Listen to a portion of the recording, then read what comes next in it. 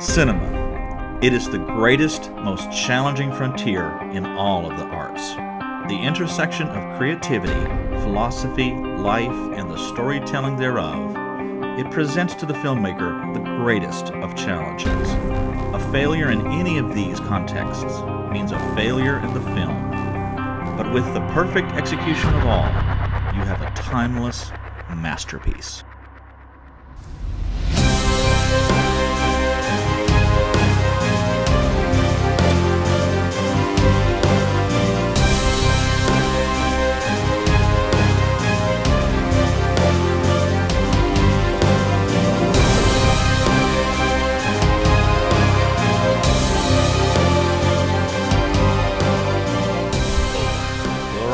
It's that time again. Time for another episode of Beckner and Lipscomb at the Movies. It is number 26, and I don't know if I have been more excited to do a review on a movie than I am. Oh my goodness. What we're walking into right here. So, just to get things started here, just to crank it up a little bit, I did not particularly enjoy this film. No, yeah, and I respect you admitting that to me. Although I'm gonna have to say, you and the rest of the people that are giving this film bad reviews or mediocre or just didn't have enough in it are simply just not appreciating what's going on here, and either that or you just didn't get it. Now, to spare regurgitating some of the things that I would say here, I hope that you'll take the time to watch the previous review. It's clocks in about 35 minutes or so. It's not that long, but to watch that, the movie was A Dark Song. So in there, if you've watched that film or watched our review of it, you'll see my concerns, which carry over into this film as well. And right. A nutshell of that is, I believe in spiritual authority. Right. The question that I always ask, I would ask anybody who would be interested in something like this, performing or seeing what is going on in this film. Don't want to get too far ahead of the plot here. Don't review the last film we just did in this one, because we're going back that road here. But anyway, but I want to say something on that same note that I got. We're about to come to blows here already, so I got a loaded gun for you on that note. It's time for no. In the it's last time. No. Hold on a mother second here. In the last film, I understand why you would feel that way. Where's the authority coming from in that film? Where is, as you said, the salt? Like, what is backing any legitimacy to a lot of these things in a way? In this film, we know what it is. In the end, at least, it is the authority is coming from Payman, one of the kings of hell. That is where the authority comes from, and it's even spelled out for you in the movie. Okay, well, we'll talk about that. Okay. We may not be friends at the end of this. This might be if you never ever see another film review from us, it crumbled right here on live camera. So, with that said, it is time to dim the lights, fire up the camera, roll trailer.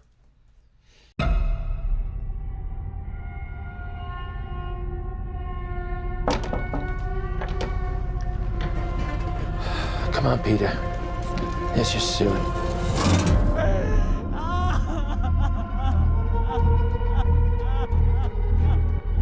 It's heartening to see so many strange new faces here today. I know my mom would be very touched and probably a little suspicious. My mother was a very secretive and private woman. It's Grandma. You know you were her favorite, right? Even when you were a little baby, she wouldn't let me feed you because she needed to feed you. She was a very difficult woman, which maybe explains me.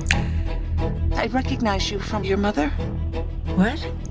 Sometimes I swear I can feel them in the room. Oh my God! What's that?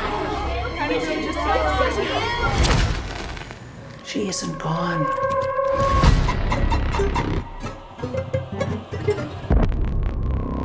She had private rituals, private friends.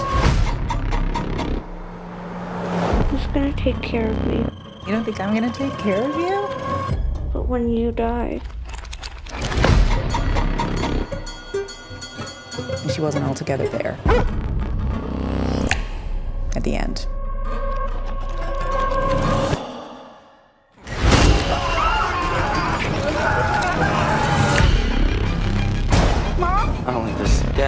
this. What's happening? Enough! Don't you ever raise your voice at me! I am your mother! Please stop! Mom, what's happening? Make it stop! Make it stop! I just don't want to put any more stress on my family.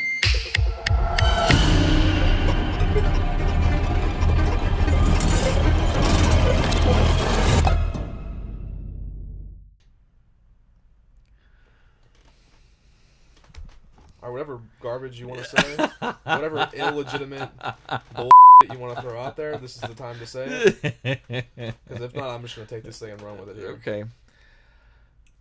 Okay. Let's see.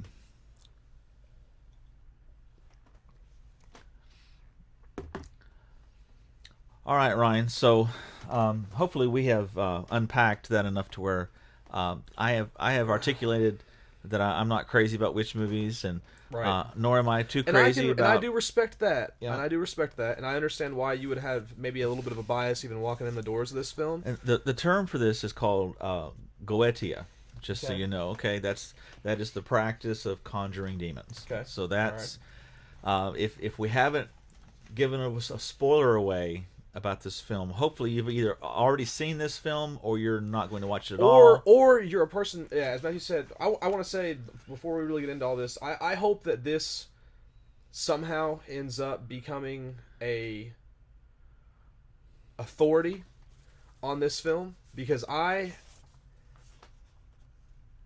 dug for this one. You know, like, I mean, I always try to do my homework for our reviews and things like that, but this I hope that if there was ever a review to put us on the map, this could potentially be it. Although I think Split was another one that could have really put us on the map there.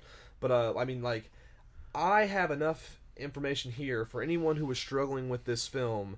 I'm gonna bring it around full circle for you here, Okay. and because I understand there's a lot in this movie, and if you have not seen this movie, you need to walk in the doors knowing that you cannot miss a beat of this, or you're going to miss something. So, do you need the buckling spirit of spirit communication while you unpack that?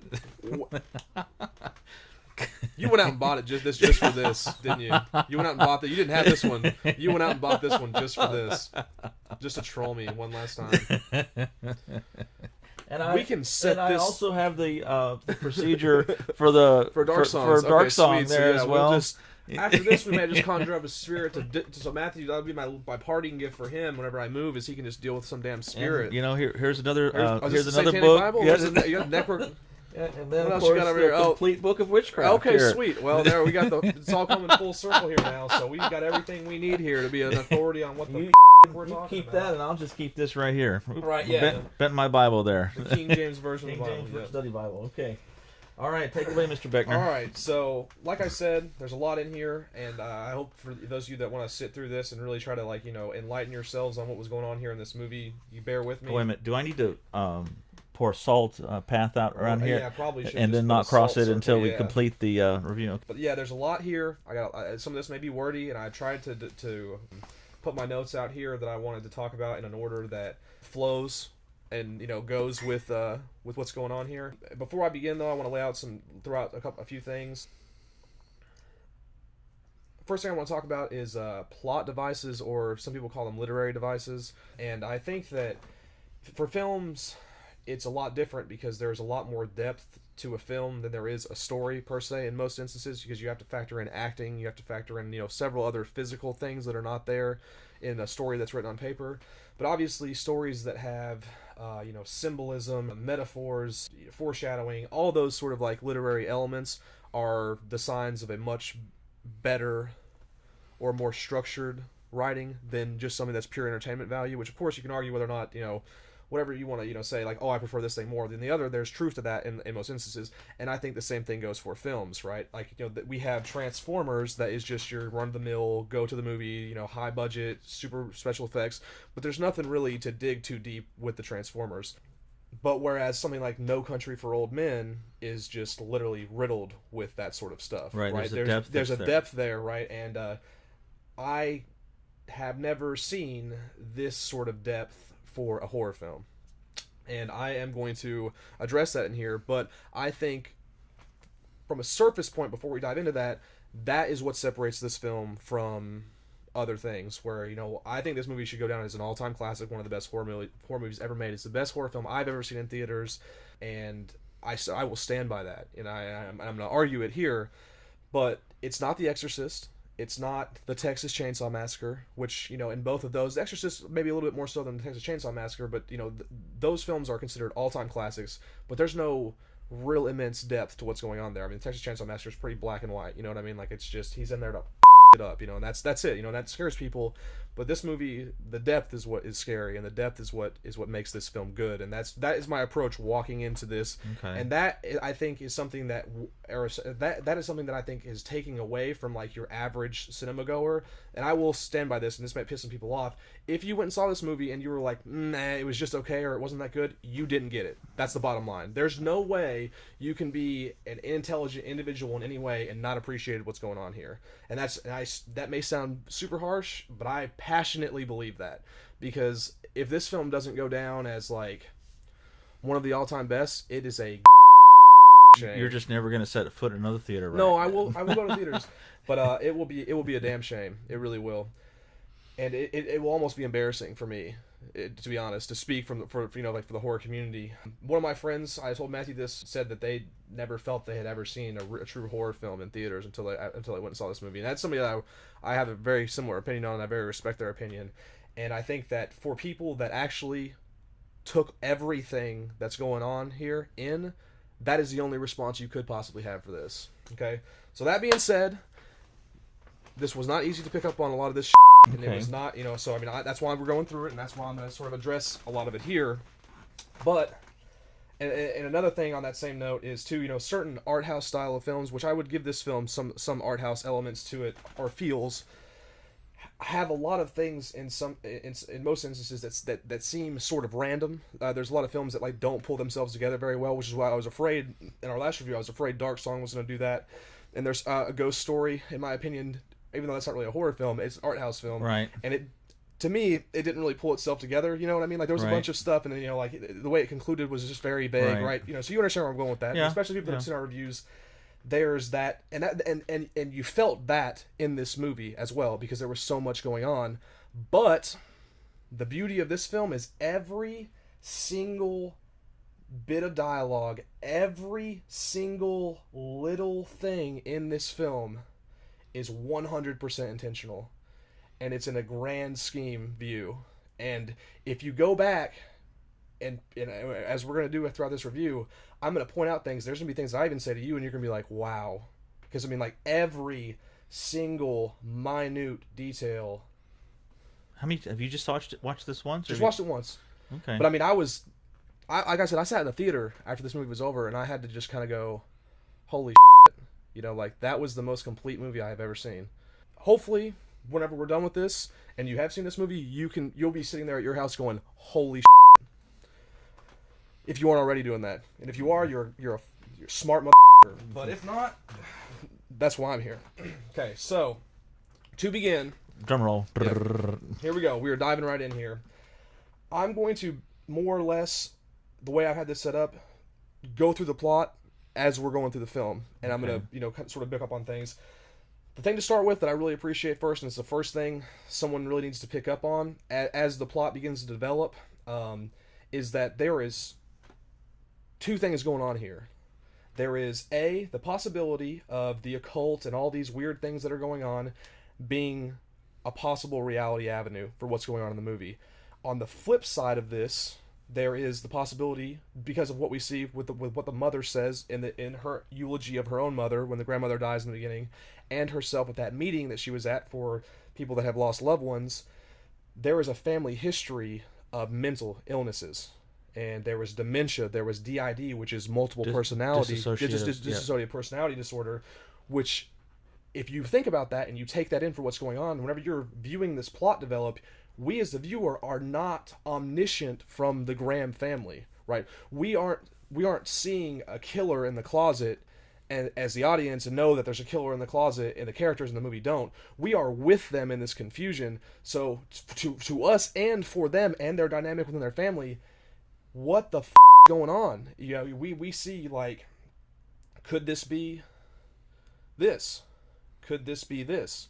Or on the flip side, it has the double meaning of, well, what if this is actually this? And whenever I say that, I'm talking about, like, you know, the occult situations that are happening. You know, like in the later developments of the thing, you know, we see like what is the relevance of her sleepwalking? Is she the one that's touching her son?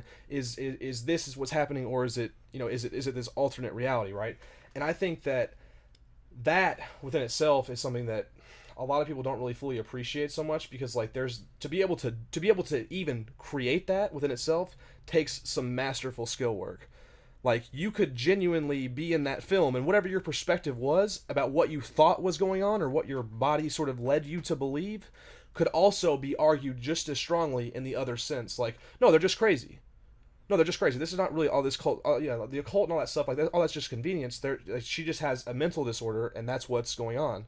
You know, she literally said she tried to light her kids on fire whenever she was sleepwalking, right? So she's mentally unstable. So you can argue that in both sense, and like, I've talked to some people who I thought they were just crazy. I thought the movie was going to wrap up and they were just going to be nuts and that was it. Or there was going to be some sort of weird... Whereas what we find out, you know, in the other avenue was that this occult and this, you know, witch, you know, situation was actually the reality of what's going on, okay?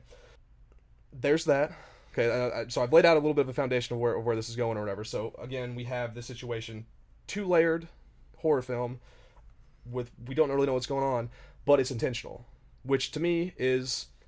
super high level of writing, super high level of, you know, that's hard to, you know, there's some horror films that you're watching, or even movies in general, and you're like, what the hell's going on? Ghost Story, for example, and it's just like, that's, you could maybe say it was supposed to be intentional in the Ghost Story, but it didn't feel like it was, you know what I mean? Right. And whereas in this movie, all of that's intentional, all of it is, and here's how we're gonna go through this. Okay, so like I was saying, on the confusion aspect of it, you don't want to be confused while watching a movie. Or why is this so great? I'm going to back up. Why is that so great for them to have done that way, and you could have this, oh, it could be this or it could be this. Why is that so good, right? Other than the fact that it blends so well and it, you know, creates this illusion for you, the beauty of it creating the confusion. You don't want to be confused in a movie or in a book unless it is intentional. And like I said, we as the viewer are going through that with them, which I think I made my point though here. We learn the situation with the characters, right? And that's the beauty of this movie, and that is part of the reason why you can tell it was intentional, okay? There are immense foreshadowings and red herrings in this film. For those of you who aren't familiar with those terminologies, meaning foreshadowing means that this whole movie, from the moment we walk into it, is saying, this is what's going to happen, but you don't know that it's happening. And there are also, through that double-edged development, the red herrings in the sense of, like, it makes you think this could be what's going on, right? Okay, so some of these, and this is what I have a lot listed here, but I'm just gonna go through little things that most people probably didn't realize. Okay, now some of this might be a little bit hard to follow because we haven't really talked about the plot here per se, but if you have watched this film, and Matthew obviously has seen it, you're gonna understand what I'm talking about. And I think this is the first, hopefully we'll see it in Matthew's face and persona here, where I start to present some things. Now, long story short, in the movie, we learned that the grandmother was in an occult. Was in the occult. Right. There's some weird situation. She had secret friends and private friends and private rituals. Right. And she was, you know, a witch, if you will, for the sake of this situation. Right. And we come to find out, she has conjured one of the kings of hell into her granddaughter, who actually, we'll get into that later on, but for the sake of what I'm saying, has conjured into her granddaughter. But a female's vessel cannot be the body it needs to be in, and it needs to be in a boy's. And so this whole movie is just a giant sacrifice, or however you want to look at it, sacrificial ritual to move King Payman, a king of hell, into her grandson's body because it needs to be a male vessel. That is a super massive simplification. Why didn't they do that initially? He was older than her. Why did she not do it when? I got that in here. Okay. We'll get to that. Okay, we'll get to that. All right. We'll get to that. That's a good question. But that's what I'm saying. Everything in this movie was literally done for a reason. Okay. So that is, like I said, a vast oversimplification for everything that's going on. And what we see is, if we walk into the movie, the grandmother has died, and we see this family going through this process, although they don't know they're going through it, and we as a viewer don't know they're going through it. It is a ritual to transfer King Payman from the daughter, Charlie, which are one and the same. They're not. He's not possessing her. She is King Payman. Into the actual grandson. Okay, that is the oversimplification of the movie. All right. Things that okay, so obviously we don't see that as being how the movie's going to conclude while we're watching it. So, but in instances, like I said, there are situations that are alluding to this that a lot of people don't really or didn't really pick up on that was happening. Okay. There are two really important parts where this happens, and the first one is whenever you first walked in the movie, the mother is giving a eulogy at the grandmother's funeral, and she says a lot of things that seem meaningless at the time, but are very, very important.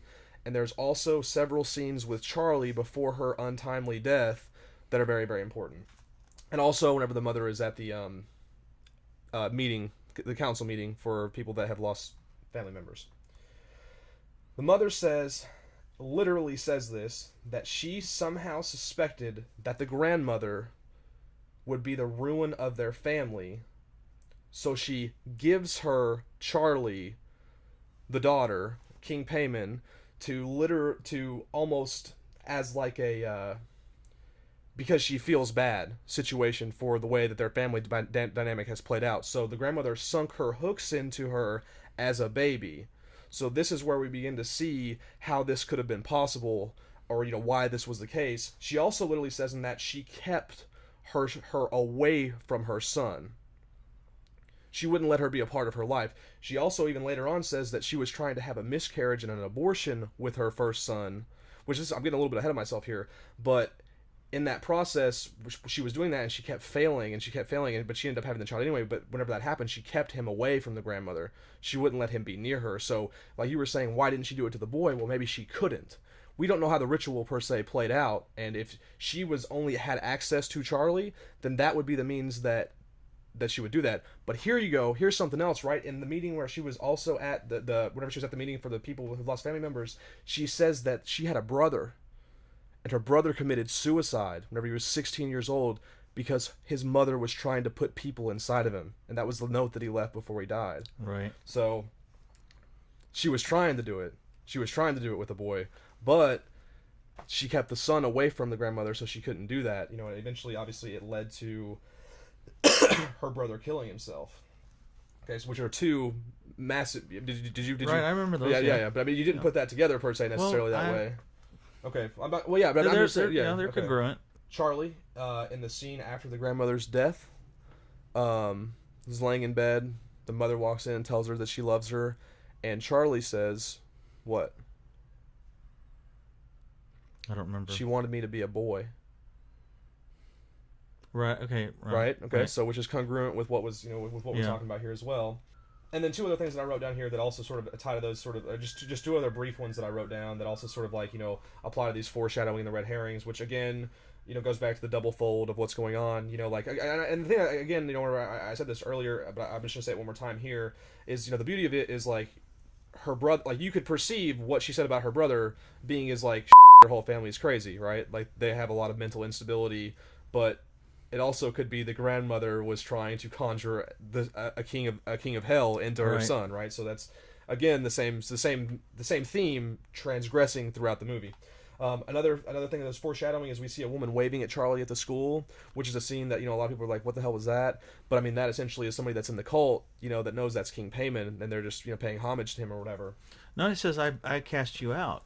No, that's whenever she was talking to the son.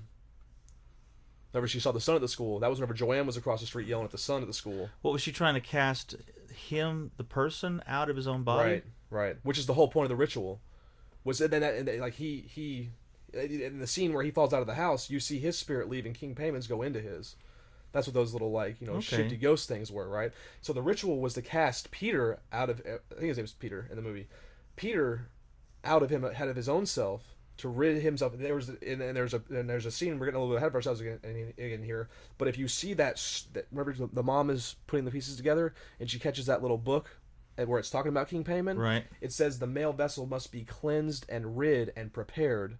So they had to do all these things to cleanse Peter of his own self to make himself the vessel for King Payman. Okay, right. Which is, you see her yelling at him across the street or whatever, but also before that there was just a woman who is not identified as a major character in the movie waving at Charlie at the school, and you don't really like that might be one of those things that is seemingly random, but it makes sense in the grand scheme, right? Another thing that she talks about, you sort of address this a little bit too, is the unfamiliar faces. One thing during her eulogy, she's talking about, it's refreshing to see all these people here. There's a lot of faces that I don't really know. I'm not familiar with most of the people that are here, and there's a lot more people here than I thought than I would have expected. What's the fault? That's why they're all there. They're all paying their respects to, the grandmother who passed away, to, all this, whether or not she died directly to involve herself in this whole ritual, but it very well could be true, in this instance. But that is also why we see at the end of it, at the end of the funeral and scene in the beginning, which is also another thing that was like, a striking out, like really awkward, weird, you don't know how to take it as a viewer, is there was a moment where they made an emphasis on one of the male members of the funeral. They make it a point to show him smile at Charlie. It's like way emphasized. That, yeah. It was super emphasized, and that again, kind of a creepy looking guy. Yeah, too. exactly, and that is just yet another foreshadowing that this movie is doing. Which again, to me, whenever you go back and you're looking at these things and you're looking at them in that perspective, it's like this is a well prepared stake here. Okay. Next thing I want to talk about in terms of the I'm still going through the literary devices, or whatever you want to call them, if you will, for the film. Symbolism in this movie. This is something that a lot of people missed as well. The symbol of payment is the symbol that we see on the grandmother's necklace. We see it painted on the wall above the grandmother's body. That's actually one of those books there. Oh, that's just the symbol is? Yeah. Okay, yeah. Which we'll also get into that. And he's listed as a Duke of Hell. And we'll get into that. Yeah. Don't worry, I got everything here. So the symbol was actually in a few more scenes than most people picked up on, though. Okay? Symbol of payment, we see it on the grandmother's necklace, which is the first time I believe we see it. We also see it above the headless body in the attic, which I said. And the most important time that you do see it, that I think was a little bit unsung, is, and I think it is one of the most important things of this movie that a lot of people didn't notice. It is carved into the telephone pole that knocks her head off. Right. Okay, and that is, if they hadn't done that, that would leave a lot of plot holes in this movie. But by being there, it actually helps the flow of everything that's going on. So again, here we are. Everything is intentional, but also we are also seeing at this point now things are predetermined, right? This has been something that has been, and this is the first taste of it we see as the viewers, but this is something that has been in the works for longer than what we the viewers are seeing, right? This was probably being, you can pick up at this moment that this has probably been developing for decades. Or for a long time. You can start putting the pieces together on it, like, okay, this is, something bigger than just what we see in the movie is going on here. There's also one little scene that I picked up on that a lot of people probably missed. There was one awkward scene, you're going to remember me saying this too, where she was drinking that tea. The mother, who ends up meeting this lady at her meetings, turns out to be a member of the grandmother's cult, but we don't know that initially. Which she puts it together really well later on, where she had the embroidered mats just like the grandmother had, and then she figures out that she's part of her cult. She's drinking a tea at this lady's house. Go ahead. And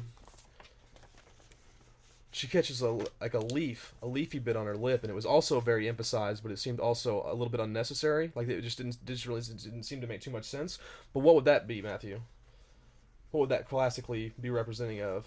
The tea on her lips. Yeah, it was a leafy, like a reading teas. Well, a witch's brew is what I'm picking up from this, or what I'm taking away from it. Why else would they put that in there, right? So like, even something as minimal as that was a part of this grand scheme, right? And at least that's the way. That could be a little bit taken out or whatever, or I might be interpreting that a little bit too much. But I think that for everything else that's in this movie, I can't see something as minimal as that not having some sort of substantive additive to the story here. Okay, next thing I think is super impressive about this is something I didn't know a lot about. I'm sure you looked at a little bit of it yourself. The accuracy of Payman's depiction in this is amazing. I didn't know anything about the Kings of Hell or any of that stuff, but after I walked out of this movie, I was like, I want to see how far, because they did a lot of stuff in the movie that really impressed me, so I wanted to see how well they had done their homework in another aspect, okay? And like I said, didn't know much about it, so I took it upon myself to look this up. And it is an actual entity people worship in occult circles, which is something that I didn't know. You didn't know that, but you're saying you saw that in your book. often seen depicted on top of a camel, which we do accurately see him depicted as that way in the book, in the film, which is also accurately true, I guess, or whatever. King over for one of the 4 cardinal directions in hell, his cardinal direction being west, which there is a scene at the end whenever the ceremony is happening and we start beginning to see all the occult members outside their house. There's a moment where you see a compass, and the compass is pointing west, which I also thought was one of those scenes where it was like, why are they showing this? It seems unnecessary, but I picked up on it or whatever, and then whenever I was reading this, I was like, wow, that's amazing. Most interesting thing, this is also another key thing about this, and I don't think that you can pick this up about this movie unless you probably did a little bit of research yourself, or you could have maybe depicted it from the movie. The most interesting thing that, or the most predominantly well-known thing about King Payman is he gives the power and influence to control others, which is a massive explanation for what seemingly seems to be like an invisible hand that seems to be just be guiding this family, even though they don't necessarily... It's almost like there's senses of like where the mother sort of senses what's going on, but there's nothing she can do about it, right? It seems as if someone's just guiding her hand, if you will, or just like stringing her and the family along in this, like, come this way, do this, do that, even though we're falsely perceived to have free will by them, but it seems like every decision they're making is going down that. So if this occult is praising or worshiping King Payman, who is the one who is most notoriously known to influence control of others, hence here we are with the situation that's happening, and that is how the grandmother, even predominantly before her death, may have, and the cult themselves have prearranged everything that's going to happen in this ritual. Go ahead. Okay. Which is huge for this story, key to the story almost, and if it wasn't for that, nothing would really tie together. Okay, with that also being the case, it basically shows us, even though I think it does, I still think it does a good, without having looking that information up, I still think the film does a really good job of making you understand that everything was predetermined. Mm-hmm. The mother says, at the meeting, again, she feels that her mother is still somehow controlling her life, even though she's already passed away, which is just yet another foreshadowing of what's actually going on. We see photo albums of the cult praying over their family in her mother's photo albums. That also implies that they've been, conjuring and doing spells on this family for years and years and years before all of this was the case. So, again, essentially just implying that this whole entire process has just been set up. Right.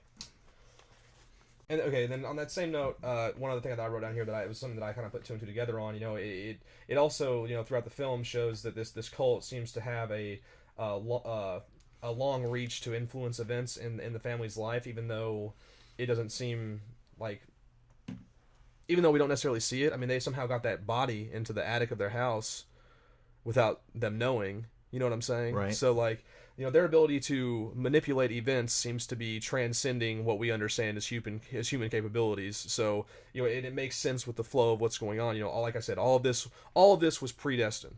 Everything that we're seeing is predestined. Okay, so I hope everything that we talked about so far here has made everything come together a little bit for you, made this story come together a little bit more full circle, give it a little bit more structure. Now, this is one of the most important things I want to talk about, and I want to get your full attention for this, because this is something that I think that you're going to find is very interesting.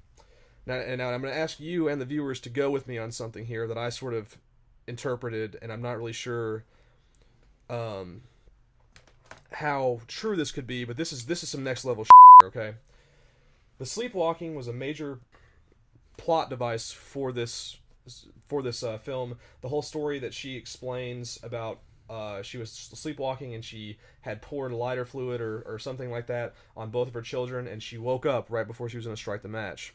Obviously, she said, as we see, that scarred her children, and that was, it was a big internal struggle for the mother as well, which was only adding to the depths of like her potentially being crazy. Okay, but there was one scene that was bothering me for a long time, and it didn't really make too much sense to me, but I sort of thought it through a little bit. And what this scene is you gotta go with me here, okay? What if her sleepwalking, or what we are presented as her sleepwalking in the film, is her subconscious fighting off the spell or the curse that's been placed on her by the grandmother, okay? And whenever I say that, she says in that dream that she has where she's confessing this stuff to her son, and they're arguing in the bedroom, she tries to set a fire to Charlie and her. So I wrote this out how I want to word this. So I'm just gonna read it basically more or less from this, so I don't mess it up. She tried to set Charlie on fire and her son, but snaps out of it right before.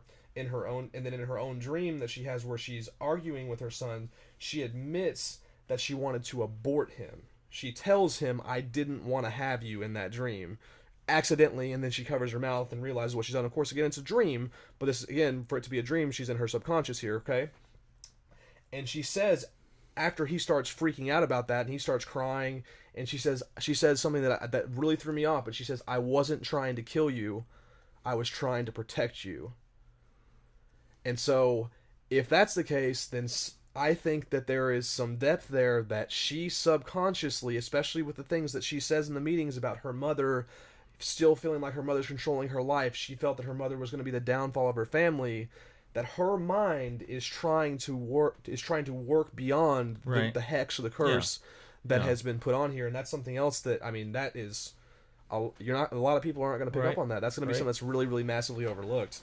Yeah. And that, to me, I think is very, very interesting. And then, obviously, by the time we see later on in the film that she has this breakthrough from that, where in the scene where she's traumatically trying to get the husband to throw the book in the fire, she's like, "I know what I have to do now. I know what's real. I know what all this is." But by that point, it was already too late and it didn't matter. And there's an added beauty and depth to that, I think, that, this just makes this an even better film. Like, there's such complexity to everything that's going on, but if you weed your way through it, it's fucking amazing. It's beautiful, man. Like, that's such good writing. That's such good creativity. It is true. It is a complex movie, and it is written on a very deep level. This still doesn't mean I have to like it. All right, well, Okay. Am I done? Am I done? One thing flips through 5 pages. Yeah, a couple other things in this movie that I think that these things are not massively as important as everything else that I've already talked about. These are also some pretty interesting little things here as well. One thing that I wrote down later on, but I should have probably addressed earlier in my things there. Another really, really unique, interesting thing that happens in this movie that I'm going to tie into another point is the mother making those little houses and those little figures. That's what she does for a living, but that's her thing. And there is one scene, and I almost forgot about it.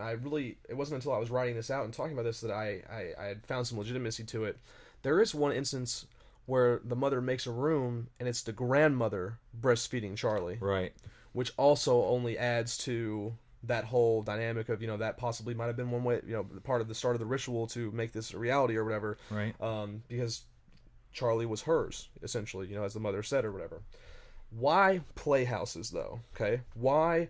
If everything else in this movie was intentional, why did they go the route of? Was that just an atmosphere thing? Was that just something to add some artistic value to the movie? And I also will argue that I do not think that's the case. I think there is a metaphorical aspect or an intentional aspect of, like, what career are we going to make the mother? And they say, we are going to make her make playhouses of themselves in the movie because they are playthings and or puppets to what is going on in this ritual. Yeah, I can see that. Okay, and I think that, again, I might be chasing a rabbit there, but there could be an argument of legitimacy there, right? And if it was intentional, then like there's this is that's right. Again, incredible writing. I made a point here talking about the whole thing. Whenever you were asking about why didn't they do this in the first place, Peter had to be worn down. That's actually how I had it worded here. As we see from a small glance in the excerpt in the mom's book of the ritual, to be able to be a vessel to be cleansed for payment. Which again, I would assume the reason that was the case is because he wasn't interacting with the grandmother. They had to be interacting with him, and there might have been multiple loops they had to go through to be able to even get access to him, which is what we see, like after she meets Joanne and she drinks her tea and she starts doing the conjure Charlie or Payman, but they're one and the same, which is probably just another part of the ritual itself. Whenever she's she's talking as her daughter, or as Payman or whatever, that might have been, we see a flashback to Joanne's house and she has a picture of Peter on the table with a bunch of like occult stuff that right. Whenever she goes back over there and tries to knock on her door and she doesn't answer, there we see Peter's picture, which is probably just another part of the process of cleansing him to become that. Okay, so this is something that I've already spoke on this a little bit too, but I also thought this is pretty interesting. Summoning Charlie is how Joanne presents to Annie, the mother, of what they're doing whenever she speaks those strange words from the book that, you know, allows her to speak to her daughter, or that lady speaks to her grandson, is how she does it or whatever. Right. But it's interesting that in itself was a summoning. That was a summoning of a spirit, you know.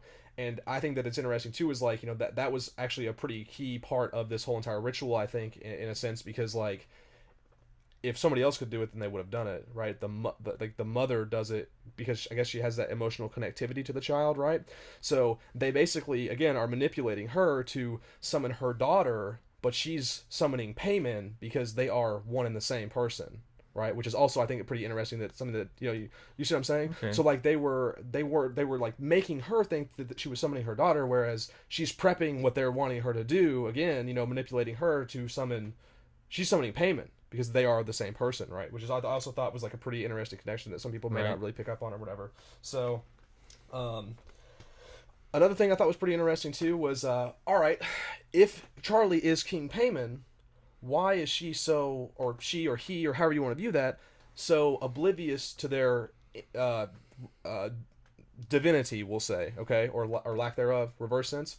But Christ is depicted that way in some Christian sects, in his, you know, beginning of, you know, his story and things like that. He is oblivious to his own divinity up to a certain point, which I also thought was they're treading a fine line there by doing that, if that was intentional, which I think it was. But you know, that's almost a little sacrilegious, I guess, in that regard. Which, I mean, that's, like I said, that's crossing a little bit of a line, but I think that's also an interesting thing to look at in this movie, you know, because I think there's some legitimacy to that per se too. The last thing I want to talk about is, why is this movie called Hereditary? Interesting title for this movie, I thought. But again, you know, this won't be so difficult to pick up on.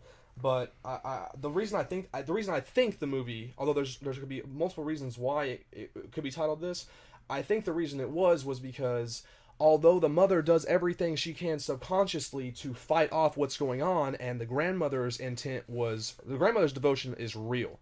The grandmother's devotion is 100%. I am worshiping this entity, right? When we see that and we sense that and we feel that out from the way the story's going, whereas the mother, although she's trying not to, she is still 100%. And we see this in its most pure form when she cuts her own head off as her part of the ritual, that we see her kill her own. Takes her own life in the same manifestation that her grandmother doesn't have a head. Now she doesn't have a head. Her daughter also didn't have a head, right? And we see that, like, this devotion, whether it be 100% conscious linearity, is still there, and that demonic devotion is hereditarily in her blood, which I think is pretty sick. I think that's pretty cool, and that was my interpretation from it, because I mean, like, her cutting her own head off was like basically indirectly, metaphorically implying like we are one and the same. Although right. I am not necessarily consciously making these decisions, I am part of you and I am part of this. And that is where the hereditary comes into play, I think, there. Of course, again, you can go through all the are they crazy aspects of it, you know, where she's passing down these potential mental instabilities within her family, which I think is it could have a double-edged meaning there in that sense as well, but I just don't think the argument's as strong or the case is as strong as it would be for the demonic devotion. Right. One other note I made on that too was, you know, like, we see like the grandmother breastfeeding Charlie, so I mean, like, it could literally be something that was like physically passed down as well, you know, per se. But regardless of whatever the answer is for why the title was like that, I think that is actually probably the only appropriate title for this movie as well. And that is, we haven't even talked about any of the film aspects of it, the acting, the common stuff about the movie, but that, you know, I hope that answers any questions people might have had about the movie. You know, what happens in the movie is they do this, the whole movie is this ritual, and it is to prepare the son's body and the son himself to leave his body so that Payman, the daughter, can enter his body. Right. Well, it is a horror film. I mean, and it's a very well crafted horror film. I'm not going to deny that. I take issue. and a degree of discomfort with the subject itself. Right. And the thing is, in our culture, we are, I would say, we are already past the point of being a. I mean, of course, this to even say this broaches an entirely other conversation. Like, have we ever been a Christian culture? Right. On some level, we have been. Let me Okay, say one and thing that'll before offend a you- lot let me of say people. One thing before you, this will help your argument as well. Do I think this movie should have been made? Absolutely not. Am I glad that it was? Yes, because of the things that I was talking about. So I get where you're going with this, and I think there's a lot of legitimacy to it. The thing is, if we ever have been, in whatever context you want to argue, we are. The Christian influence in our culture is waning. The guy that we went and listened to, Jordan Peterson in Nashville, his whole thing is that he isn't a Christian, but he believes that within the Christian tradition itself, there are intrinsic values that are rooted within that tradition. And I think that's the cause of his popularity, is that people are tuning into this and they're saying, hey, maybe there's something here, even if Jesus is a myth, within the canon of the Christian thing, there's literally a bottomless encapsulation of cultural truth that should not be jettisoned. He references Nietzsche a lot, because Nietzsche himself realized that, and that was his argument. He was an atheist, and he was for jettisoning the entire Judeo-Christian ethic and storyline and everything. But he was an honest enough philosopher to acknowledge that if that was jettisoned, it would usher in the gates of hell, in a figurative sense. And Right. and we can argue about communism, the deaths of 60 million people, World War I and World War II, all of that. That's a whole separate conversation. Whether he was prophetic, I believe he is, and I believe we're still in that process. And he had a solution to replace Christianity with. That's a great thing to study if you want to.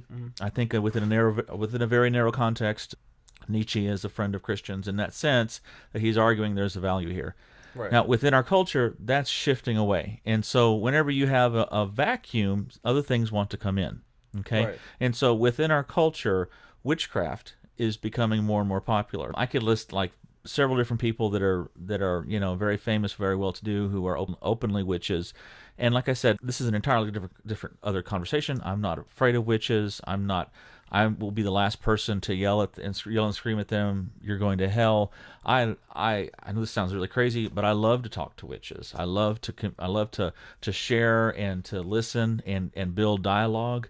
I think there's a legitimate place for that. I haven't really found many other people who actively seek out people to speak to and to conversate and evangelize to, Right. without because what the default position is to approach someone like that is fear and avoidance, and if you say anything to them at all, you just say, well, you're just going to hell, and that's all. Right, That's all I need to tell. That's all I need to speak. Right. And maybe there's a place to say that. I don't know if I would ever be in a place to say that to anybody. But again, I'm sort of digressing here a little bit. That said, I do have a little bit of a different perspective, because I see these people as people that I want to talk to, because I think I've got things to say that are very unique and different than what the traditional way of Right. reacting to has been. And I think that there is a legitimate place for fear, but I believe that is very misconstrued within our Christian culture. And we're going to have to, and as a Christian, to speak to other Christians, we're going to have to be in a position where we feel comfortable around these people and have a way to be evangelical if we're going to do that. Now, I said all that to say this, that again, witchcraft is really making headway in our culture. There's a new show. It's called Strange Angel by CBS Full Access that is basically exploring the life of Jack Parsons, who was a very famous occultist and Thelemite in the Aleister Crowley tradition. He, interestingly, is one of the forefront pioneers of rocket science, developed the way to take rocket fuel and solidify it in the solid rocket boosters without it blowing up. Was one of the founders of, I think, JPL, Jet Propulsion Laboratories, and several other things. Literally blew himself up at age 35 in an accident. But he was heavily involved in the occult. It was actually studied under Aleister Crowley, who, if you know anything about the occult, he's one of the famous, was once coined the most evil man in the world because he was an open Satanist. The thing with Aleister Crowley is Aleister Crowley if I may, some people may take exception to this. He didn't really see these as actually being demonic spirits. He saw the occult as an expansion of the consciousness. Right. And there is some aspect that he may have been a sensationalist as well, just kind of just going through all this stuff to shock and get adulation from people. Jack Parsons, and there's a special, actually, of all places, on the Weather Channel that they did. I wish I could remember the name of it. I'll put a link in the bottom where they highlight strange places and strange weather. And there's a place where Parsons actually did one of his magic rituals. Very similar to the Aberlin procedure, except it comes more from where that comes from the Kabbalistic tradition. It actually comes from the Babylonian magic, and it's called a Babylonian working, and it was meant to invoke a Babylonian deity, but to invoke one of those deities. And he claimed it was actually successful, and met this woman who he thought was an incarnate goddess, and lots of weirdness there. But they see fit now to make this whole series on his life. So this stuff sells. Right.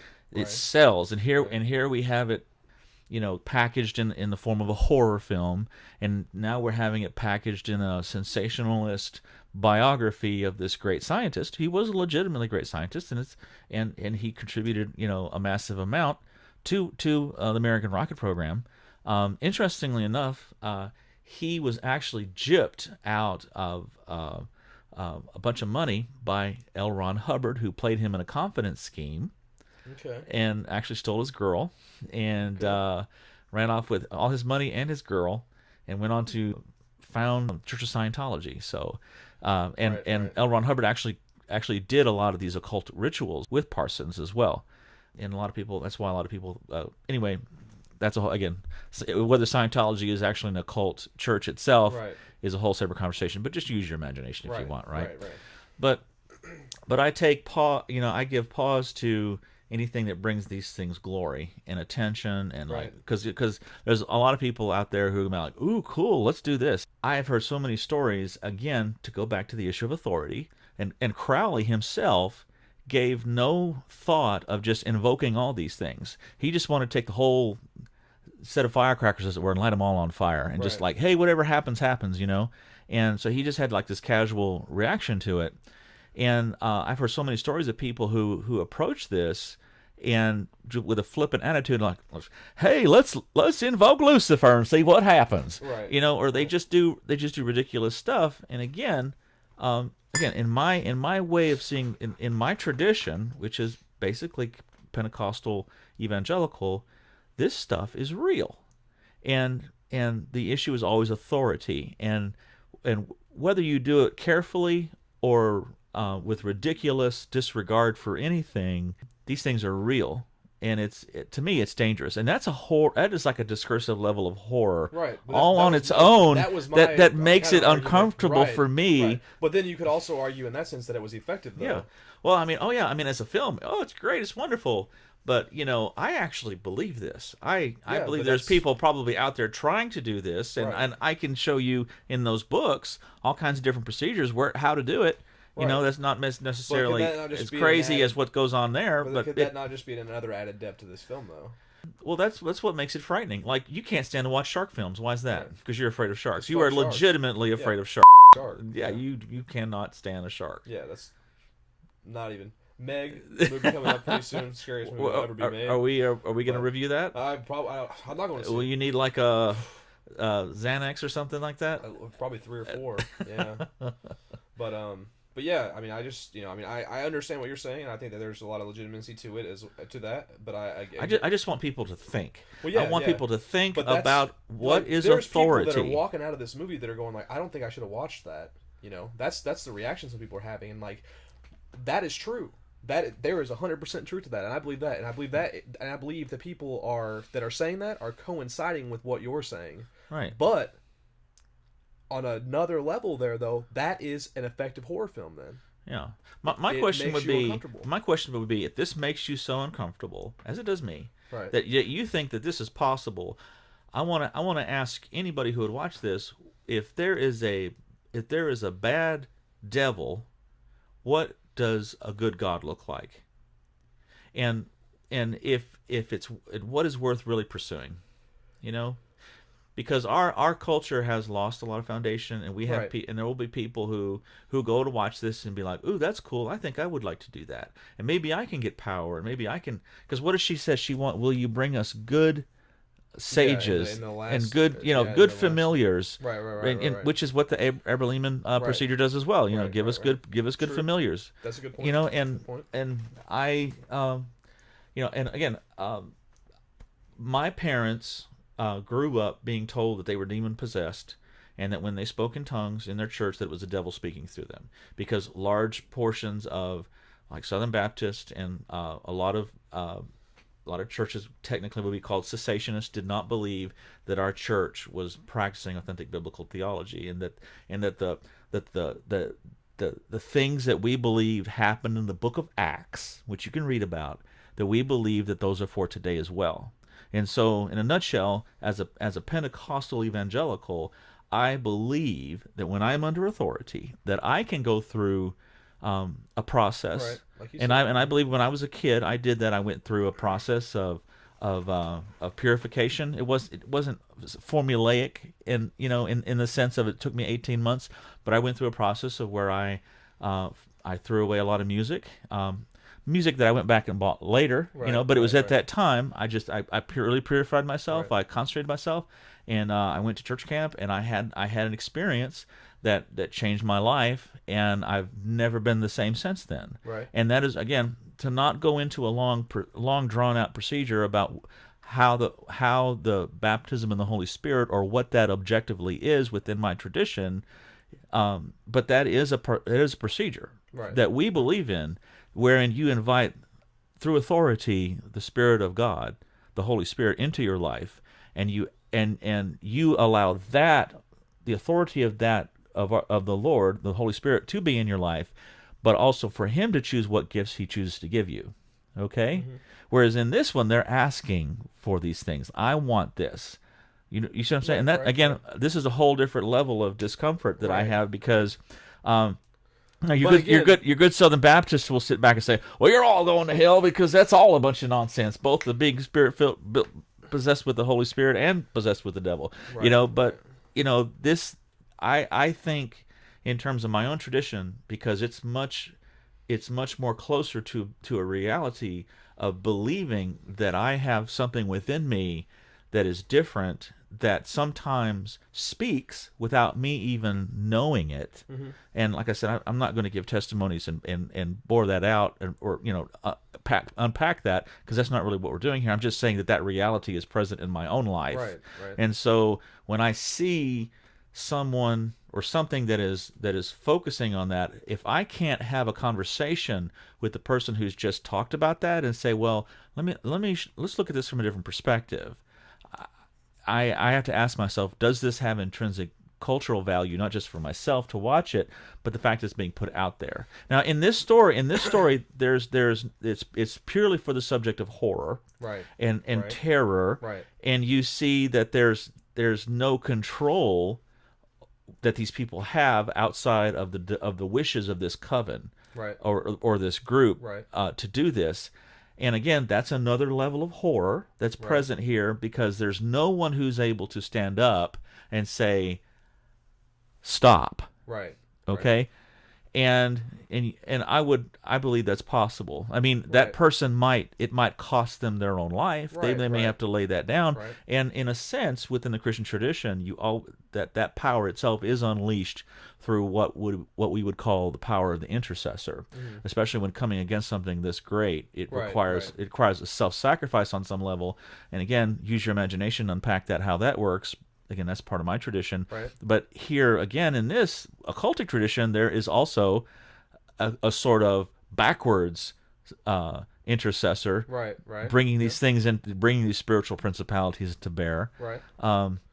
So essentially, you're just arguing why this is an amazing film. Then. well, like I said, so many films can be really great, but you said yourself, should it have been No, made? no, absolutely. That's what I'm saying, though. I mean, like, but again, though, for what, and everything you said is absolutely true. But again, if this film was of a different genre, then everything you're saying would have legitimacy, right? And it still does. I'm not saying that you can discredit anything you said, because you can't. But for this to have been a horror film to make you feel uncomfortable, to scare you, to make you feel discomfort. It did exactly that, though. And that's, I mean, like, whether you want to argue that's good and healthy or not, that's irrelevant to the point, right? That's irrelevant to that point. Right. It doesn't matter, because, like, the movie wasn't made to teach you anything, or to try to, like, the movie's not being made to, like, what can we culturally touch on here that's going to push people in the right direction. It's not made for that. Right. It's not made by that way. It's not made that way by design. Yeah. So, like, I understand what you're saying, and I understand why you would have an issue with a film like this. I mean, I have an issue with it. I have a problem with this being made. I mean, on some level, I do appreciate it, because it would enable me to sit down with somebody who saw it and say, you know what, I believe that's real. Right, but I mean, I believe that could be real. Right, and that's something that you're saying. But let's talk about the implications of that, Right. because if there's these occultists who are summoning this power and it's real, what does it look like for someone who would be a practitioner of light? Right. Okay, Right. what does that look like, and is it more powerful than that Duke of Hell? Right. I believe. Yeah, I'm not saying that anything that what you're saying isn't true, but all I'm saying is that doesn't matter in terms of what we're talking about, though. Right. Like, this film, although that's what you took away from it, and that's what is important to you to have taken away from it, that is not what this was made for, though.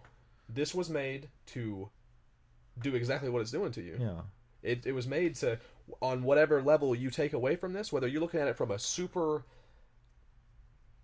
existential, intellectual level like you are doing right now in this moment, or you take away from, if you're maybe where I'm at, a few steps below that, or even if you're at that rudimentary, elementary jump scare, only the people that were in there were the scene where she was mashing her head on the bottom of the attic, right?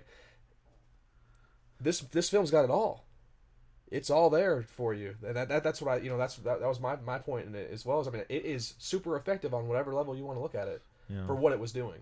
And, like, there are not a lot of movies that we could sit here and have this kind of argument about like that. Right. There's no depth to them. Yeah, and, like, whether that depth is necessary, whether this movie should have been made, we're not here to judge that, though. We're here to judge we're here to review what it was. Right. Anything else? No, I'm good. 10 out of 10. Okay. Oh, 10 out wow. of 10. Yeah, we can talk about some of the. We should probably talk about some of the casting in this was absolutely epic, absolutely incredible casting. The girl, whatever. I don't want to say she has an abnormality, but if she doesn't, she looks like she's got one. So it was very, very effective. Right. And it almost, dude, and on an even deeper level, the thing that's so crazy about that to me is they casted her so perfectly, because her physical characteristics almost make her feel like somebody that doesn't fit in their own skin. Right. Which is beautiful, that is impressive, because that is exactly what this movie is about, and the brother, I thought, was very well casted. He did a very, very good job of making you believe his pain. In the scene whenever he hit that pole and he didn't even turn around. He didn't even turn around in that car whenever she got her head knocked off. He knew, and he just drove home and just laid in bed and didn't say anything all night. You felt that pain, like you felt that. There was some ambiguity there, because I thought that he had hung himself, but he was just standing there in the dark. Right. And I thought he had maybe committed suicide. Right.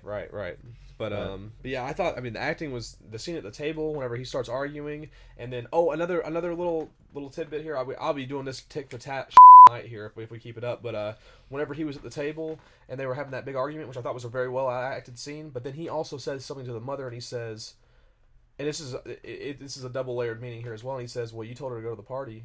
You knew what was going on." Right. And that was another one of those things where it was almost like you have no control, Right. She knew he was going to be drinking. She knew it was that kind of party, but she told him to take her anyway. Right. Right? And why did she do that? And she didn't have an answer for it, right? Which is that whole mysticism of, like, what the cult was influencing and whatnot. Again, just on another thing just to throw out there. I thought immaculate, man. I genuinely think this was a perfect film in every way. And should it have been made? No. Should The Exorcist have been made? Probably not. But should Jaws have been made? Jaws? Absolutely not. But they are, and they're real, and they are out there. And for what horror is, and what horror films or horror novels or whatever are designed to do, whether it pushes the boundaries of Christianity, religion, what is safe and what is good for society, that is not part of the argument here. Right. Well, we had this conversation when we did It. We highlighted people who can't stand horror, and we and we highlighted a gentleman who advocates for it. He said, before Moses or before Noah could be on the ark and have saved, there was millions if not billions of people who drowned. Right. That horror, that was present before the victory, before the beauty over here. Right. I just wanted to see the beauty. I wanted to see the homeless person come up and say, I'm a drunk and an alcoholic, but I believe in Jesus, and I cast you out, and just see the demon blow up. But that would be a terrible movie. That would be a terrible movie, but right? Yeah, but I would be going, oh God, right? But I mean, again, though, at the end of the day, right. That is not what's supposed to be here for this. Right. And if it was, then it wouldn't be. It wouldn't be a horror effective. film. Exactly. At least in the sense it is, because you do walk out of there with a tremendous amount of despair and guilt. And there's people. I felt guilty that I watched that in a way. Like I literally walked out of that theater like. I mean, as passionate as I am about the film, I know that seems a little like hypocritical or contradictory, because I am passionate about the film because of the way that it was put together. I mean, this like obviously I'm beating a dead horse here, but I mean. Beautifully written, such depth and so much packed into that 2 hours or whatever it was to just blow you away. It's like, how could you have thought of all of this? How could you have made this so connected? How could this just be a giant web of everything that's all together, that's all intentional and stuff like that? And again, I mean, if this had been like a drama, this might be one of the most notable. If somebody put in this level of like complexity. And I mean, the only other film that I can really throw this in the same genre as or with is like, look at the complexity of The Sixth Sense, and that's considered one of the best movies ever made, right? Right. This movie is just as complex as that, and just as well put together, but it pushes more boundaries. It's a more modern film. It's beyond that. Whereas as society, as you were saying, we were pushing our comfort levels further and further away, which is something we shouldn't be doing. Which is allowing structure to become more and more obscure and obscene and grotesque. Right. But this film is no different than The Sixth Sense to me in terms of the intellect and the shock value and the capacity of what it carries. Right. And we could go on and go tick for tat. Like this genre, No Country for Old Men, has this level of interweaved complexity, riddledness to it in a beautiful sense, right? That makes an overall film have so much more value than just your average cinematic experience, right? And I mean, the only reason that you don't feel that way is because it's horror. You know what I mean? Like, if this wasn't horror and if it didn't have God involved there, then you would probably. Well, I mean, not just that it's. I mean, I'm okay with it being a horror. Like I said, I appreciate. Okay, well, if God wasn't involved, then you would be much more good with it, though. I say that on some level, but then again, it wouldn't be as horrific as it was. So it's a dynamic for you there. Yeah. It's horror for me on so many different levels. Right. Horror for me because some people walk in there and be like, that not good? "Oh, none of that's real. That's just all Hollywood." Let me ask you this, right? This is the more important question we need to be asking right here. If you are able to identify that, then why is it not like wow to you then? Does that make sense? Because it's done everything that it's supposed to do then. Yeah, I mean it forces you to consider the possibility of this deep horror and what could be happening, and there are families where you have generational abuse, and the occult is involved, and I have my pastor was telling me couple months ago about a friend that he had in the ministry that he respected. The guy was even keel, not some kind of flaky weirdo, but they took in a girl who had come from a family that was heavily involved in the occult, and she said, "I want out of this." But there were things that had been cast over her, and they brought her into her home, and immediately stuff started happening. Things were rearranged, voices in the night, just kind of clammy feelings, and it was even after she left the house that this still went on, and that they realized that she had some books or something like that she had left, and it wasn't until they got those things out of the house and then had some people come in and pray over the home to try to cleanse it, that all that wasn't gone. And like I said, most people who were listening to the sound of my voice, they're like, oh, that's all in your head. Right. That's all fantasy. Only the material exists. Well, you know what? If you think that, more power to you. And I'm sure you can live your whole life perhaps never being exposed to anything like that. Right. But that doesn't mean you don't have some form of spiritual autism, that you don't ever see these realities. Just like an autistic person doesn't ever perhaps experience love, like in terms of Asperger's or whatever. Absolutely. And, maybe you have spiritual autism and don't realize it. But maybe these are. And here's the thing, again, to go back to Peterson, who is enjoying this attention. His whole thing is, it comes down to Jung, Carl Jung, and Sigmund Freud. Sigmund Freud, these men were two great psychiatrists who worked together, but they had a falling out, because it was Freud who said all there is materialism. Anything that is spiritual is a fantasy and doesn't exist. It's your emotions or it's your imagination. And Jung said there is a spiritual component to reality, and you ignore that to your own peril. And Jung was heavily involved in the occult. He may have done some of these procedures and things like that. He explored, and if you explore Jung, you can't really understand Jung without understanding that occult part of him, or we could say in the worst part, the occult, and if we want to change the rhetoric around it, sounds a little easily, we could say the mysticism. But I don't like to say that as well, because mysticism, again, is a huge. There's light parts to it, because I believe that I'm a mystic, and there's dark parts to it, because this would be mysticism as well, performing these procedures. But people don't understand that there's this wide continuum, and they only see the dark. That said, it comes back to those two men, and once you say there's a possibility here, you have to. It's like literally walking into. I'll use this as an example. It's like admitting that a clinical lab exists in a hospital. And you walk into that and you realize there's this entire universe that exists that you didn't even know was there. There's blood bank. There's chemistry. There's hematology. There's microbiology. There's all these different departments, and then every one of those departments has levels upon it as well. And once you admit that exists, then you have to be honest and follow through with some type of accounting, I believe, to say what is real, not just within this admission that I have just made, but also, I believe, secondary, where's the authority? Now, you and I both are trained, and our professions are as lab techs, and we work in a laboratory, but we also know that laboratory, to exist, has authority, and it has structure. And in this movie, we are presented with a spiritual reality where there is a structure, and these people are going through it. And again, if you admit to this possibility, I believe the next question you have to ask yourself is, if it's real, what is the authority?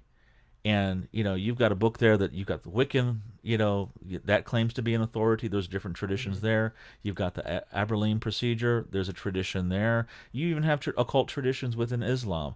The same in Buddhism. Not really Buddhism per se. Some very narrow forms of it.